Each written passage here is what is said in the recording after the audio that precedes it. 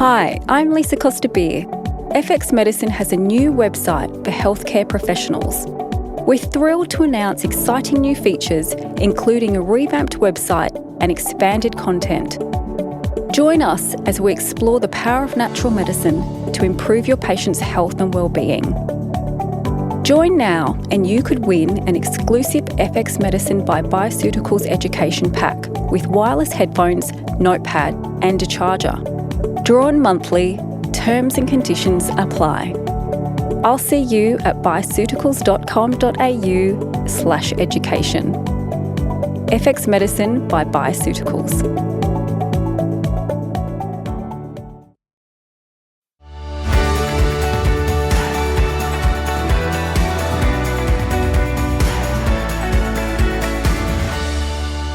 Welcome to FX Medicine, bringing you the latest in evidence-based, integrative, functional and complementary medicine. I'm Dr Michelle Woolhouse. FX Medicine acknowledges the traditional custodians of country throughout Australia, where we live and work, and their connections to land, sea and community. We pay our respects to the elders, past and present, and extend this respect to all Aboriginal and Torres Strait Islander people today. Coenzyme Q10 is a substance made inside our cells. It is a powerful antioxidant that helps us convert food into energy. It helps to protect your brain, your liver and your heart, and is often touted as a great all-rounder. Is it really that good? What's the evidence surrounding its use? And should we all be taking it, and why? These questions and more will inform this next podcast with my esteemed guest. He is recognised as one of Australia's leading preventative health experts. He's a practicing cardiologist with over 45 years of experience and is a keynote speaker, author of 7 best-selling books and a regular health presenter in Australian media, including a regular show on Sydney's 2GB. And he loves ubiquinol. So without further ado, welcome to the show, Dr. Ross Walker. Thank you very much, Michelle. It's an absolute pleasure to talk with you. So, Ross, I know you're a big fan of CoQ10. I just want to start with, how does it work and why do you love it? Okay, well, I think CoQ10 and in particular ubiquinol, which is the active version of CoQ10, is a vital component of energy production. It's also a pretty damn good antioxidant. It's a fat-soluble antioxidant, but I focus more on its ability to produce good energy. And so I make the analogy here. It doesn't matter what sort of car you drive. If there's no energy in the car, it doesn't move. And it's exactly the same thing with the cells in our body. So we have this thing that every health professional knows about, the mitochondria, which are basically the little fuel packs in the cell. Now, those mitochondria are almost like turbines that are turning, belting out this stuff called ATP, which is the basic unit of energy in the cell. Now, ubiquinol is very much involved in many of these turbine functions to be able to produce high-quality ATP. So if you don't have enough ubiquinol working on these turbines, the turbines just don't move and you don't make good ATP. And the problem is that in our diet, we just don't get enough ubiquinol in the food that we eat. If you're an Eskimo and you ate a lot of organ meat, well sure, you probably get a reasonable amount of ubiquinol, but you've got to have something like 3 kilos a day of red meat to get about 100 milligrams of ubiquinol. So I do think it's important especially when you get to a certain age, to supplement, because the interesting thing I find, Michelle, is that when people hit around 50 years old, their energy starts to drop off. So even if they don't have a disease making them tired, there's problems with energy.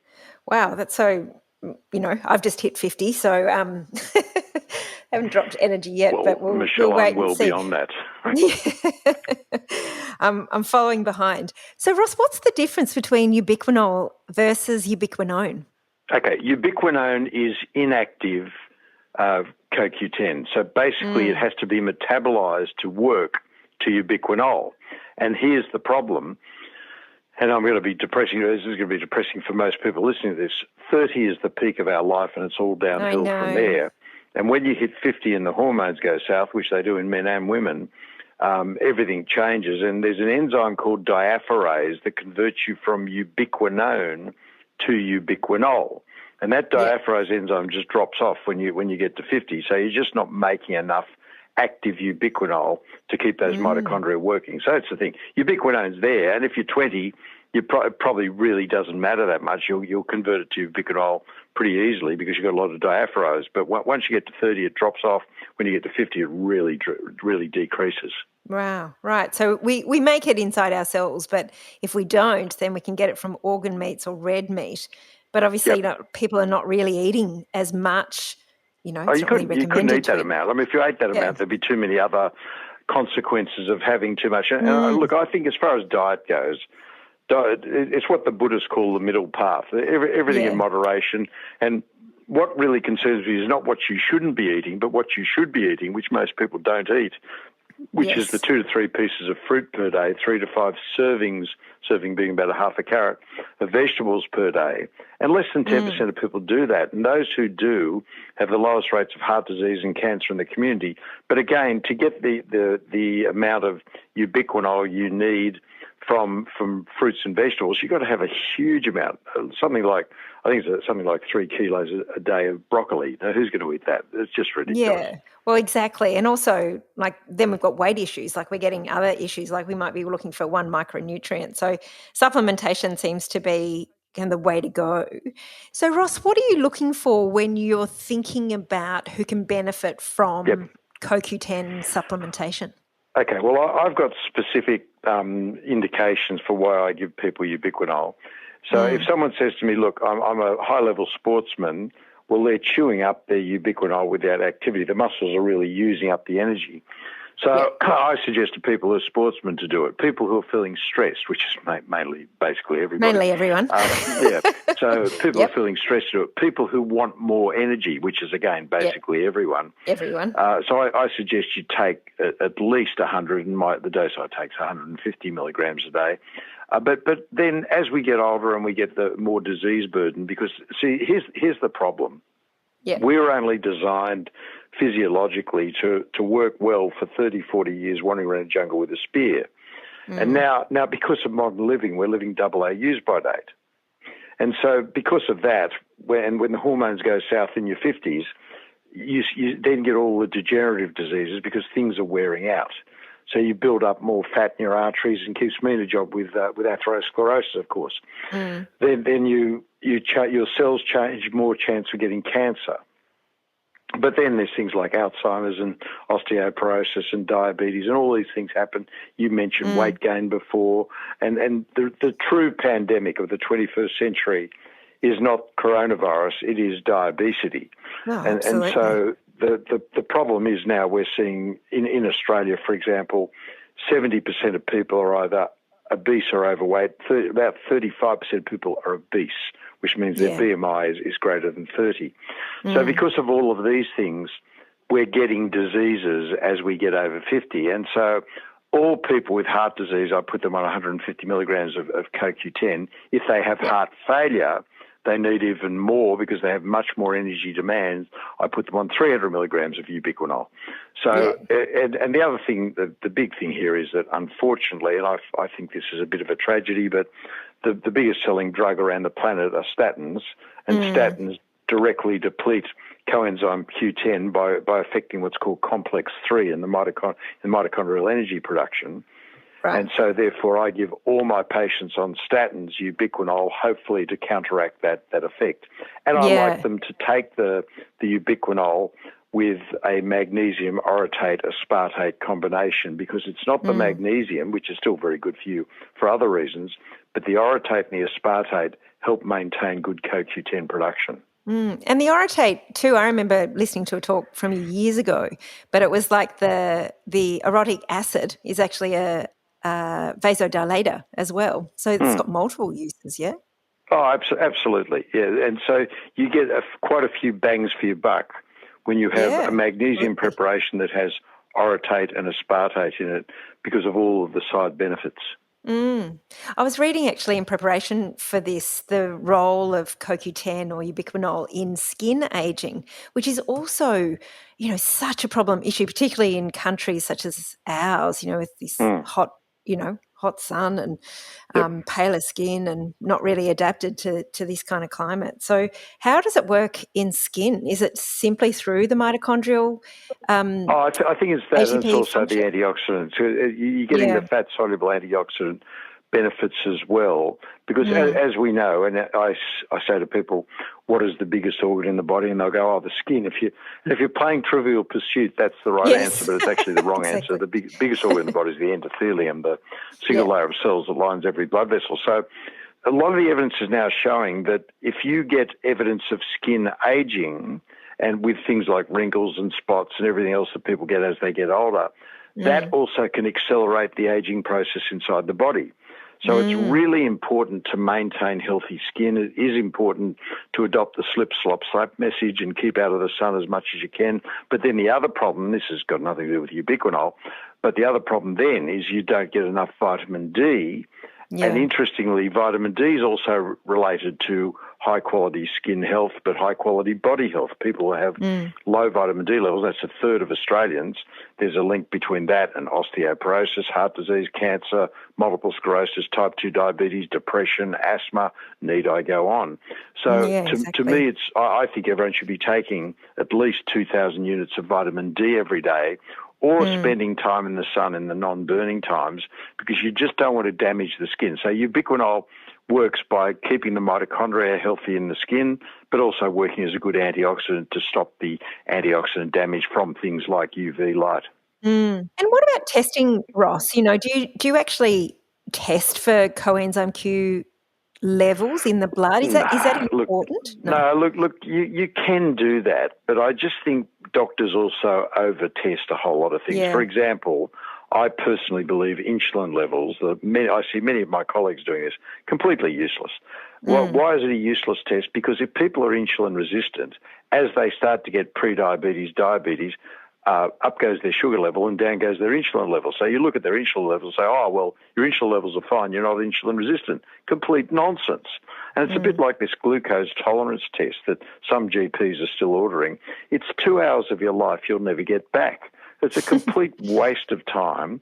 All you need to know is what is somebody's overnight fasting sugar level, what's their overnight fasting HbA1c, and what is the waist measurement in centimetres around their belly. And that will tell you whether they're insulin resistant or not, and whether they've got hypertension, whether their triglycerides are up, their HDL's low. Why we do a glucose tolerance test, it doesn't give you any extra information. If your HbA1c is between 5.5 to 6.5, you are pre-diabetic. If it's above 6.5, you are diabetic. Sugar level, 6 to 7.5, pre-diabetic.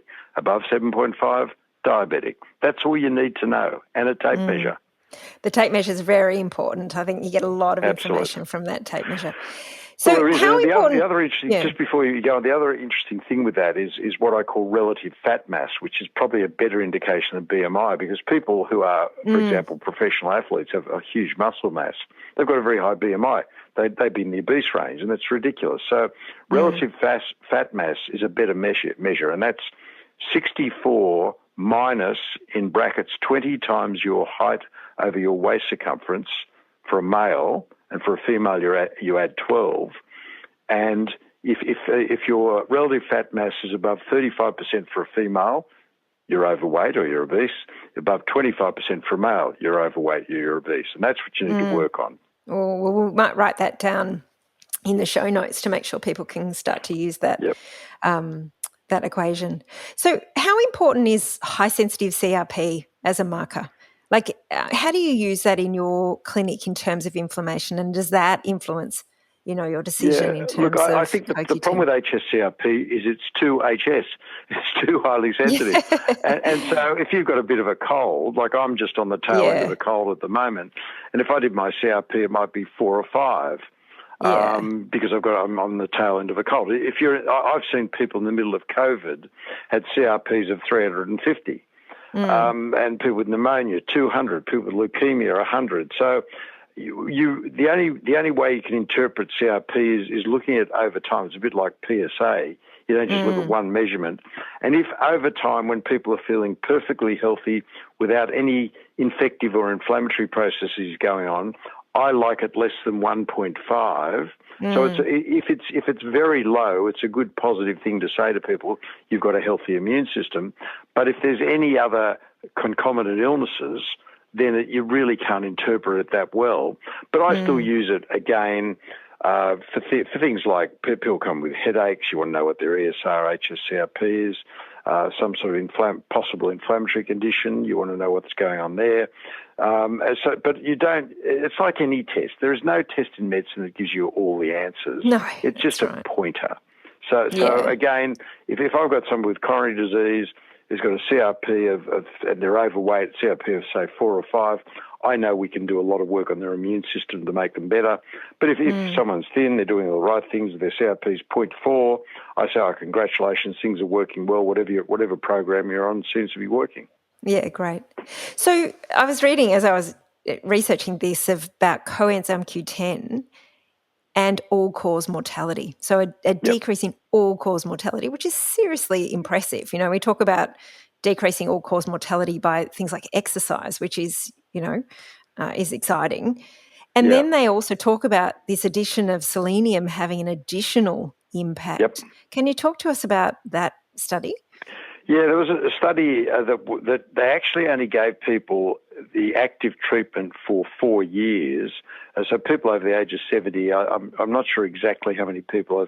There's quite a few thousand, though, I think, from memory. I'm not entirely sure. I can't remember that one. But I know it was a 4-year treatment study where they were given 200 milligrams of CoQ10, and it was just standard CoQ10. It wasn't ubiquinol, and 200 micrograms of selenium over 4 years. Then they followed them for 10 years. And there was something like a 50% reduction in mortality in the people who were given 4 years of CoQ10 and selenium.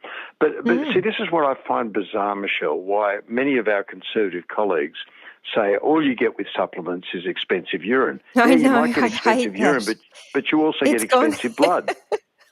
So what you don't need, of course, you urinate out. Of course. I know, but that's just such a silly thing because it's got to go through the blood and then through the cellular makeup to make urine. That's just a crazy It's a silly argument. Also, you see people say, if you have an adequate diet, you don't need to supplement. Well, that's not true either. What an adequate diet does is stop you getting the deficiency diseases. But again, if you lived as a hunter-gatherer, so wandered around a jungle for 30, 40 years with a spear, all you would need is to eat the natural foods off the trees and kill an animal occasionally and eat from that. And you'd only live to you at 30 or 40 anyhow. But we're living double our use-by date in a completely synthetic world where we're being flogged with all these dreadful synthetic chemicals and radiation and chronic stresses, nothing like we were physiologically designed to. So I believe we also need extra supplementation there, of which I think ubiquinol is one of the best supplements in the market. But there are many other things that should be probably the topic of another podcast, which is, for example, the MTHFR gene, which affects 50% of people. And again, most of our colleagues don't even know a thing about it and how it works. So and that's another vital cog in this supplement mechanism that we need to talk about for modern living. Yeah, that's right. But I wanted to move on to, cognitive science. I mean, I was saying to a colleague the other day in a talk I was doing, he's like, when I was in medical school, and I'm sure before you were in medical school before me, we never even had the term brain fog. Like that's only really been around for about 10 years, I think. Yep. So tell us about what CoQ10 does in terms of cognition and what brain aging science is telling us, and how's that linked to cardiovascular disease, for example? Well, firstly, and this is a bit of a left field thing, but I think we've got to go back to the gut when we talk about brain fog and we talk about CoQ10 and everything else, because I believe almost everyone living in the modern world has a degree of gut dysbiosis, and I also believe about 10% of people were born with defective mitochondria. So there are full-blown mitochondrial diseases, or the mitochondrial myopathies, which are really rare. But 10% of people, their mitochondria just don't work that well. So they're the people that hated the cross countries at school, didn't like sport, weren't attracted to it, and then they get into their 20s and 30s and get something like Epstein-Barr, and it pushes them into chronic fatigue syndrome. But I still believe that the gut dysbiosis is a big part of this as well. So with the recent, I'm getting back to you, I haven't forgotten your brain fog question, but we bring in the COVID pandemic and people getting long COVID and the symptoms of long COVID, brain fog, fatigue, shortness of breath, and a whole lot of other ancillary symptoms as well. But they're the three key symptoms of long COVID. Interestingly, exactly the same symptoms as chronic fatigue, fibromyalgia, brain fog, fatigue, shortness of breath. And I believe what happens is that the COVID virus, the coronavirus, pulverized your gut bacteria, and all of these pathogenic bacteria grew in, which didn't make good quality energy, didn't make good quality serotonin, didn't make good quality short-chain fatty acids, butyrate, pyruvate, acetate.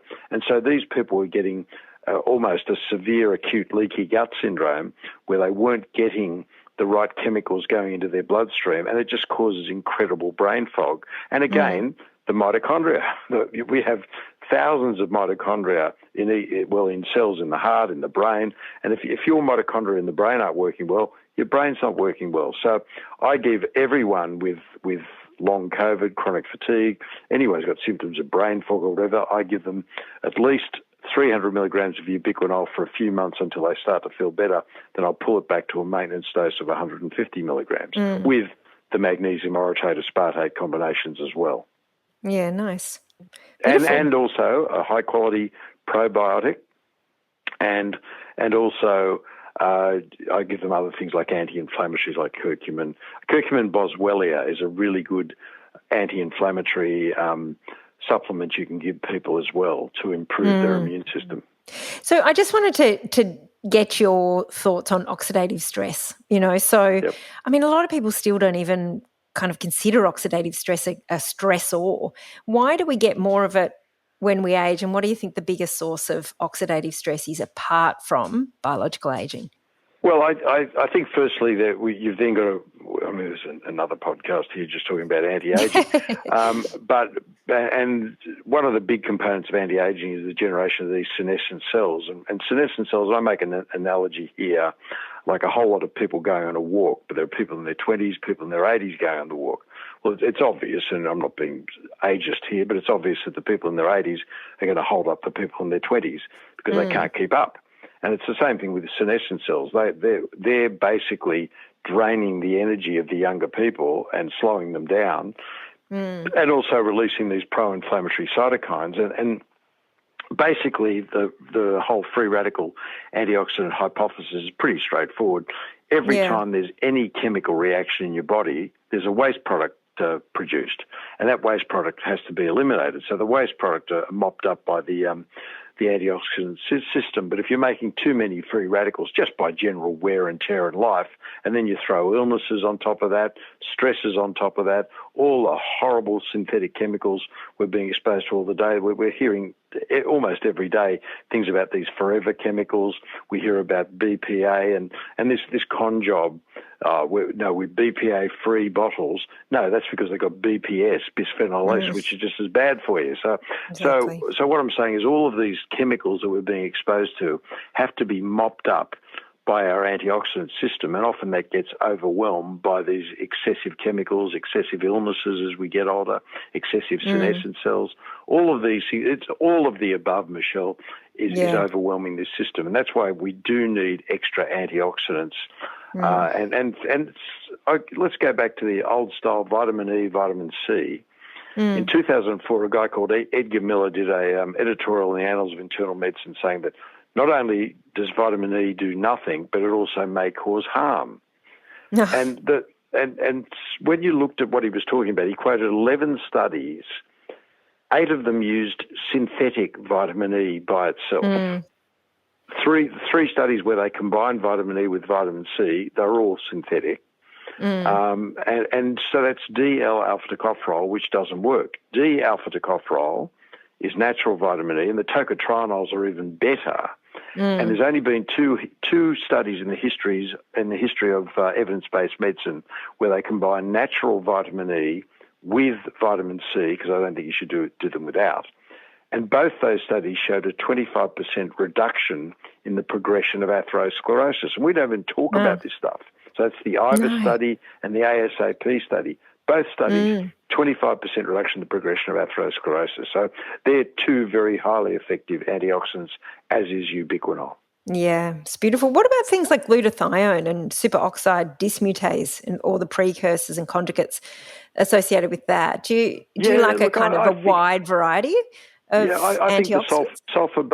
sulfur-based antioxidants are probably pretty good. Their selenium is important in generating good glutathione metabolism.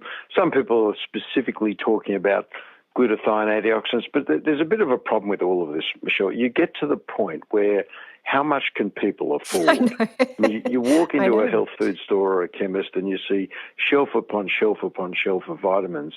So what I've done in my 45-year career is I've cherry-picked what I believe to be the most effective. And I think you probably get to the point where you take a certain amount of supplements and you've saturated the system anyhow. You don't need any more. People say, oh, we've got this new miracle supplement, or this thing here, that thing there, and it doesn't do much more than the other one. So I think I've got a suite of really 5 what I call cardiac supplements that I use in all of my patients, and then I target other particular conditions, something we haven't even spoken about, lipoprotein a, that doctors have only shown some interest in the last 2 or 3 years because they're now developing 4 drugs around the world to pulverise lipoprotein a. I've actually been measuring it in my patients for 30 years and have been treating it with a combination of vitamin C, vitamin E and lysine to great effect for that time. But again, I can't give you any long-term study to back up what I'm saying. I can only give you 45 years of medical experience. Well, that's part of the evidence base, isn't it? Clinical experience as well. So I think it is, but again, these days you've got to have the randomised controlled clinical trial, which I think is very legitimate for drugs, because and again, this is the analogy I make. Drugs are like a high-performance motor car, get you from A to B very quickly, but with the potential of crashing and killing yourself. So you've got to have seatbelts, safety rules, safety mechanisms in the car, and therefore you do need randomised controlled trials for pharmaceutical drugs because they have strong effects but very strong side effects and the strong potential for harm. Whereas supplements are like a bicycle, get you from A to B much slower, but all you need to do is wear a helmet and keep away from cars and you get the extra benefit of exercise. But you don't need the same rigid evidence base. All you need to do is demonstrate, as I just did with vitamin E, vitamin C, surrogate markers to show that they're benefiting people. And also just an understanding of the basic physiology too. I think that gets missed, in modern day general practice, certainly. Like, we're very much dominated by a pharmacological mindset rather than the basic physiology and functionality of the system that we're working with, really.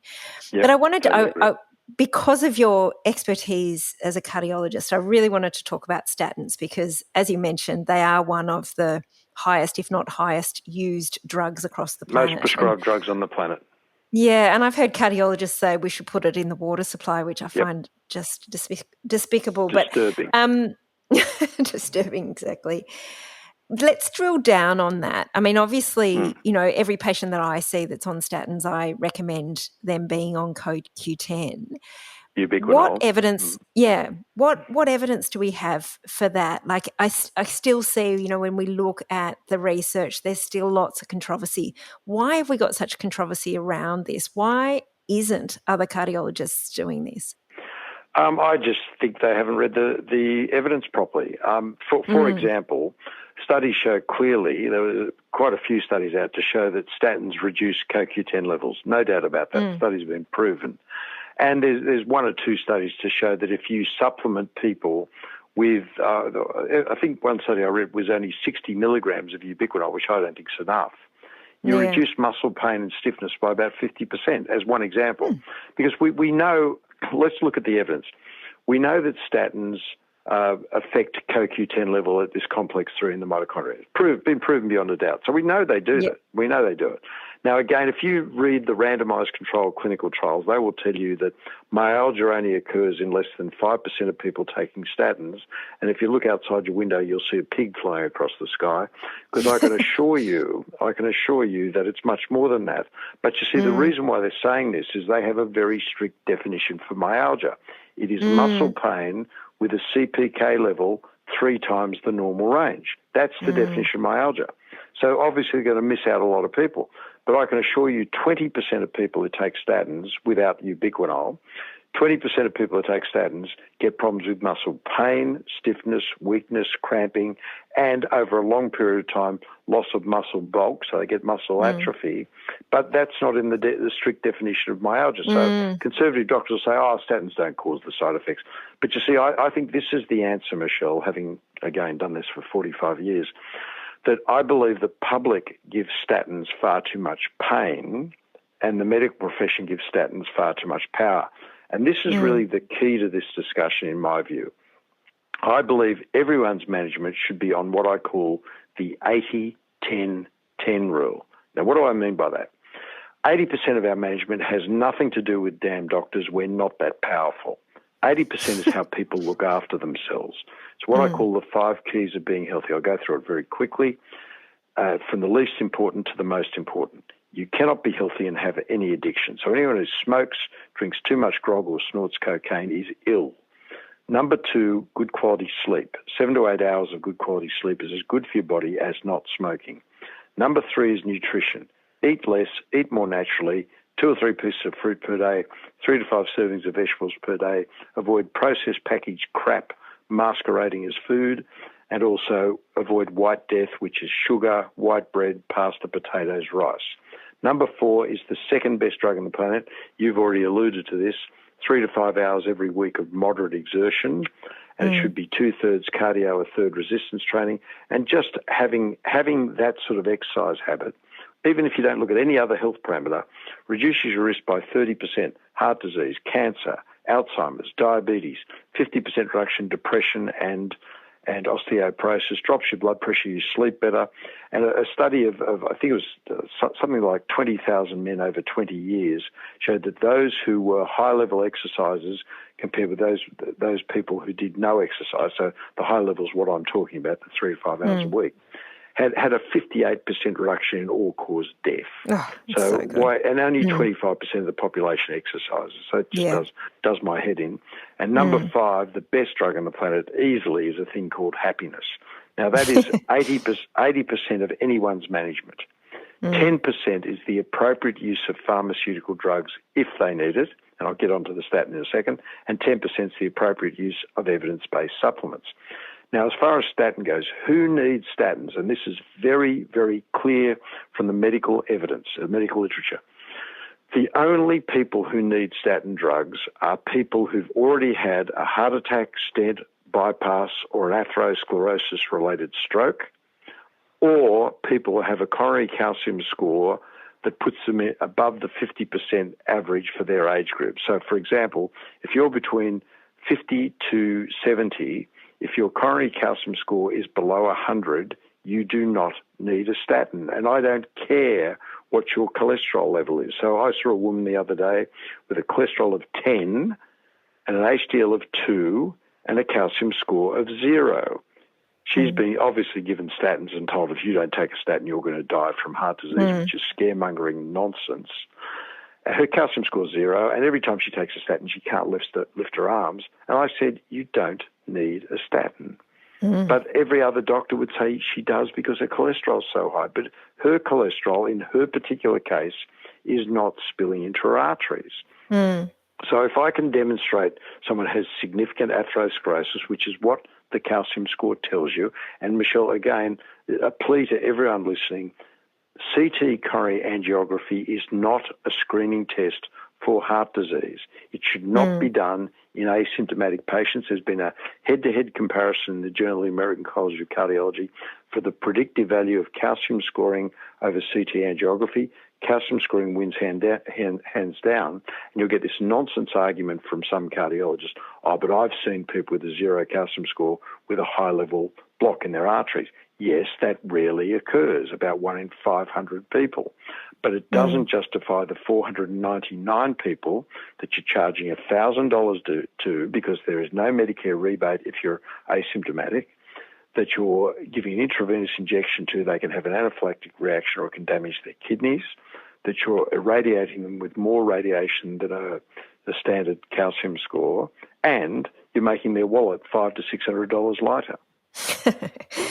So just on statins, the other drug that I thought, I was looking at, drug interactions and ubiquinol, and the other one that came up, which has been exploding in the last kind of 10, 15 years, is the role of biphosphonates, and that having a negative impact on the endothelial lining, increasing oxidative stress, and showing that ubiquinol can help protect against that negative impact of such an important drug as well.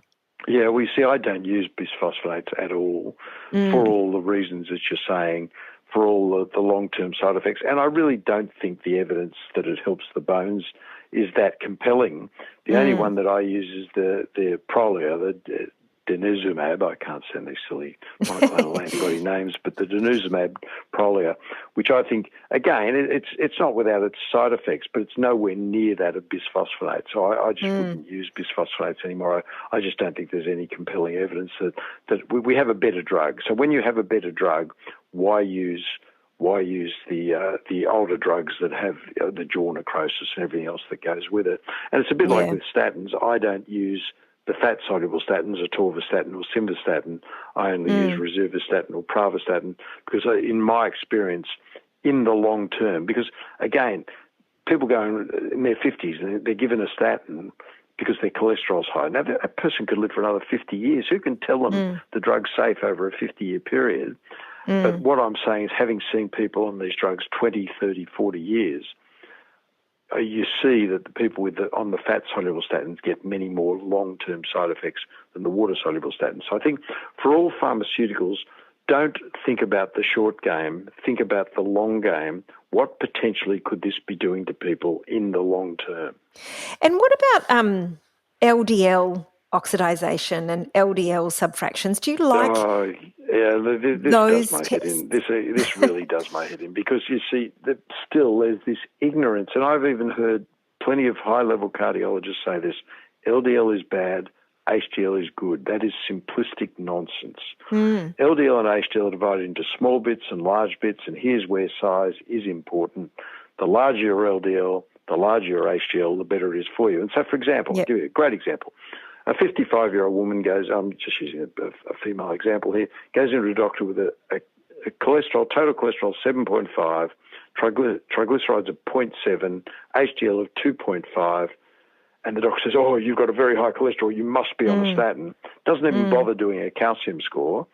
They typically have zero calcium scores. These people are called lean hyperresponders, and it is good. It is healthy to be like that. They should be congratulated and left alone, because these people just have all large LDL, large HDL. Now you say, well, why don't we just measure it in everybody? Because it's expensive. It costs people $250. What I do, I get the calcium score, which is a better long-term predictor anyhow. If the calcium score is zero and they've got that cholesterol profile, I know it's all large. I leave them as it is. So we shouldn't be lowering. I don't treat cholesterol at all. I treat risk. If somebody's at high risk, yes, I will use a statin as a small part of their management. And if they get side effects from the statin, I go, look, you're statin intolerant, you can't take it, you're missing out on 10% of your management. So what? But somebody comes in with a big fat gut or a fag hand in their mouth and they go, oh, doctor, I need my Lipitor. I go, what's going on in your skull? You know, you're sitting there looking like this with the cigarette in your mouth, and you think that Lipitor is going to be your salvation. So this is what disturbs me, Michelle, that people think that the key to good health is lowering a number in your bloodstream with a pill. I mean, really? That is just, it's absolute nonsense.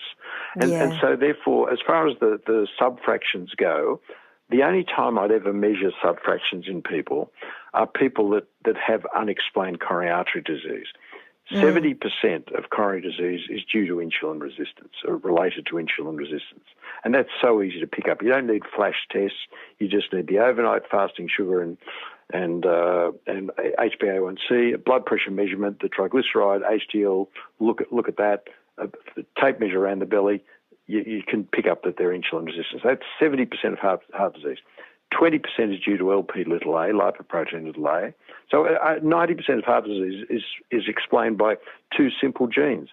Then there's the oft-quoted familial hypercholesterolemia, And that's 1 in 250 people. It's not that common. Everyone carries on about it as it's the benchmark to talk about coronary artery disease. It's a small proportion of coronary artery disease. And there's a whole lot of other genetic issues. But all heart disease is genetic. But your genes loads the gun, then your environment pulls the trigger. Oh, and, speaking about, those 5 pillars of health, from exercise and food and stress management and happiness. Sleep and happiness and all of those kind of things is really the elixir that I think, medicine seems to be, almost, it's a bit of a strong word, but, like addicted to this sort of technological kind of intervention.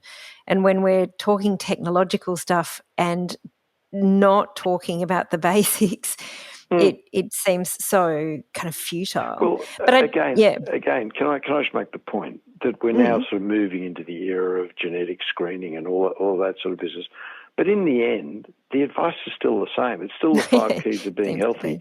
And when you look at the areas around the world, those blue zones, the 5 blue zones around the world, Okinawa, Icaria in Greece, Sardinia in Italy, the Nicoya province of Costa Rica, and the Seventh-day Adventists living in Loma Linda in California, they've never heard of Lipitor or GYMs or genetic testing, and they have enormous longevity because they're basically practicing the 5 keys of being healthy. That's it. And if people got that and they just realise, look, make your life simpler, have a regular exercise habit, love your partner, eat good quality food, have good quality sleep, and don't be addicted to anything. I mean, it's not rocket science, but it's the most important message of this. Look, I'm a great believer in ubiquinol. I'm a great believer in a number of other supplements, but it's only 10% of people's management. And don't ever think. I'll tell you a disturbing story. I got a woman who came in to see me, and I'm not known for my subtlety, Michelle, but she came in to see me, and she didn't like conventional medicine, so she was treating her endometrial cancer with apricot kernels. She refused to take her antihypertensive therapy despite the fact that her blood pressure was far too high. She plonked 20 supplements on my table. She said, but doctor, I'm taking all these supplements, as if I was going to congratulate her. And I said to her, let's talk about the elephant in the room, you, because she was morbidly obese. And she was doing nothing about that. And she thought the supplements were going to be her, and the apricot kernels were going to be her salvation. It was just complete and utter nonsense. So, as I say on the speaking circuit quite often when I give talks, people are climbing the ladder to success to find they're on the wrong wall. We've got to get back on the right wall, and the right wall is focusing mainly on lifestyle and realising that lifestyle is 4 times more powerful than drugs or supplements. Oh, 100%. I mean, you speak my language. Oh, my goodness, what a masterclass. Dr. Ross Walker, thank you so much for sharing all these incredibly helpful and practical insights, particularly around, some of those practical day-to-day things that we see all the time. I know this episode is one that will be listened to time and time again. So thank you so much. Michelle, it's been an absolute pleasure talking with you. Thank you for having me on. My pleasure. Thank you, everyone, for listening today. Don't forget that you can find all the show notes, transcripts, and other resources mentioned from today's episode on the FX Medicine website. I'm Dr. Michelle Woolhouse. Thanks for joining us. We'll see you next time.